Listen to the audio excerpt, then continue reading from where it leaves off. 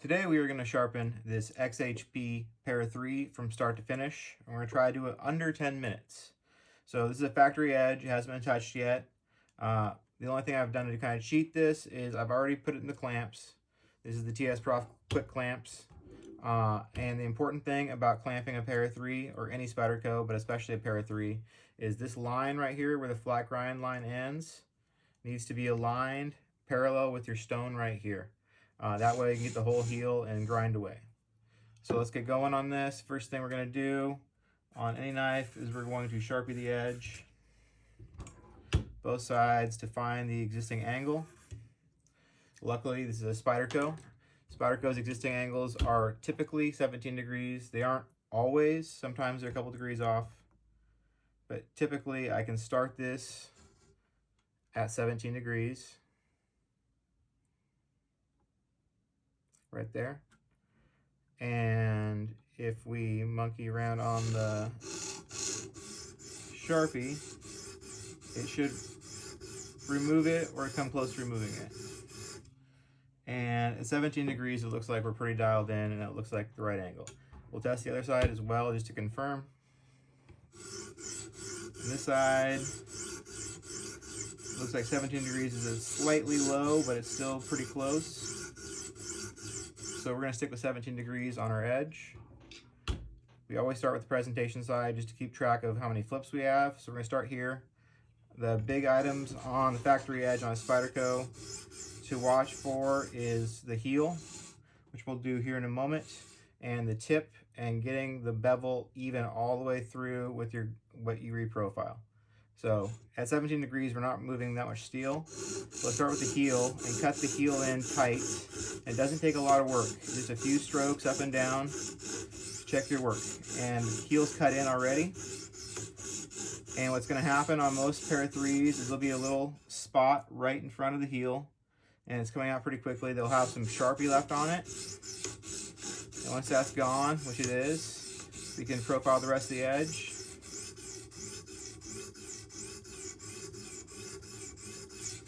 The other thing to watch for is on Para 3 tips. Keep your finger underneath it so you don't roll the stone off the tip. This applies to any knife, obviously. But on Para 3s and Spydercos, usually the tip is on the presentation side is at a slightly lower angle than the rest of the edge. So it usually takes some extra love like this to get the bevel all the way profiled from the heel to the tip. And you'll know when it's done because all the Sharpie will be gone. And it'll all look nice and even. So just keep on grinding at it with passes that are perpendicular to the edge like this. Check it, we're coming along nicely. We still got a little bit though. And then swooping up the edge passes to keep everything blended in. And once we do this to a point where we're developing a big burr, we'll stop and flip it. That's the other thing. You don't have to create a burr on your first pass. I usually do. And this side is so well profiled that we're going to create a burr before we flip. The tip is looking pretty good. It's not perfect yet, but we'll probably catch it on the next pass. Right now, we're just going to profile the edge, make sure everything looks nice and even. The heel is very nice and tight and square already. So now all we're trying to do is create a burr so we know we're sharpening. Okay, we're going to flip. Don't spend too much time on one side ever. If you're finding you're taking a long time to get a burr, just flip it. So we have a burr through parts of the edge, probably the whole edge.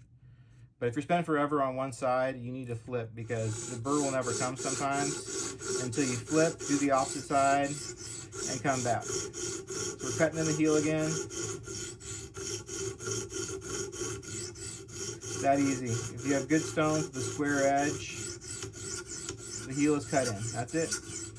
Now we're just going to get rid of a little bit of Sharpie that was left from initial Sharpie placement. This edge on this side was a slightly lower angle than 17 degrees, or higher angle than 17 degrees. So it just takes a little bit of profiling to create a burr.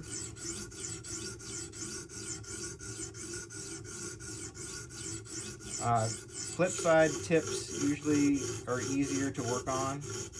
And a tip on tips is if you have a nice pointy tip now and you are a novice sharpener, don't touch it. Stay away from it because it's really easy to round off a tip unless you know what you're doing right away.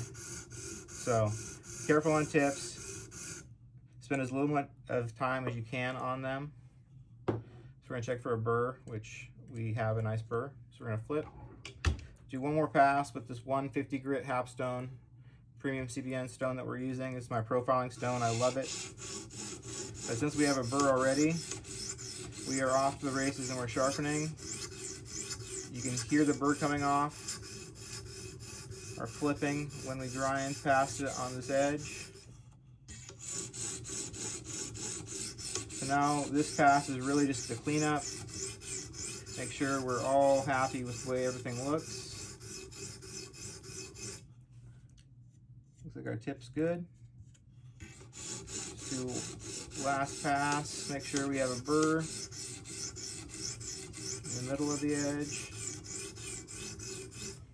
Okay, we're gonna flip. I have a visual burr I can see throughout the whole edge, so we're good to go.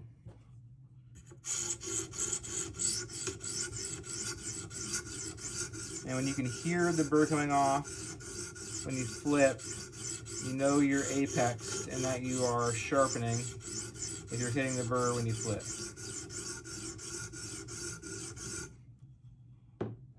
That edge is looking good. We're going to flip. Now we're going to switch stones to a 400 grit stone. 400 grit half-stone premium CBN. I love these stones. They kick ass. They work really well. They obviously profile fast, as you just saw.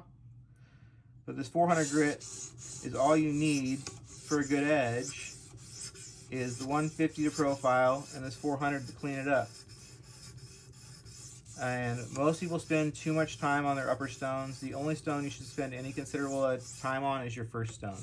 So all you're trying to do is reduce the scratches from the previous stone.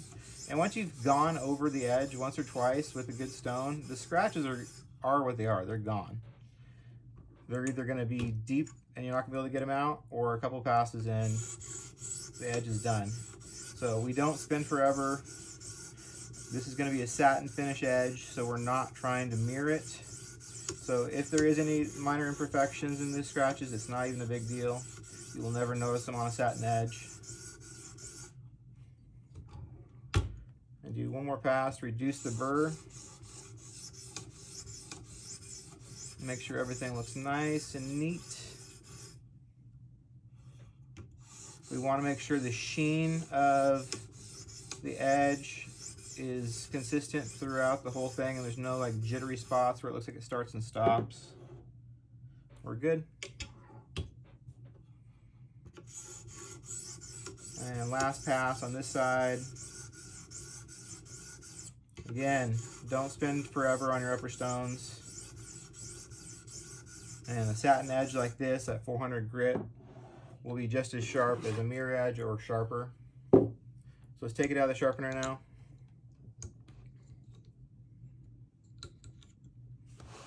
We're going to put it on a paddle strop after we wipe powder off the edge. And on a paddle strop, we're going to start on the presentation side. Just give it a few pulls through, maybe 5 or so.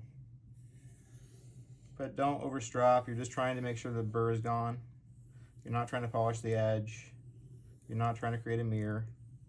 You're just trying to straighten out the little fibers of steel on the leading edge. And now we're sharpened. And then we test our edge to make sure there's no nicks in it.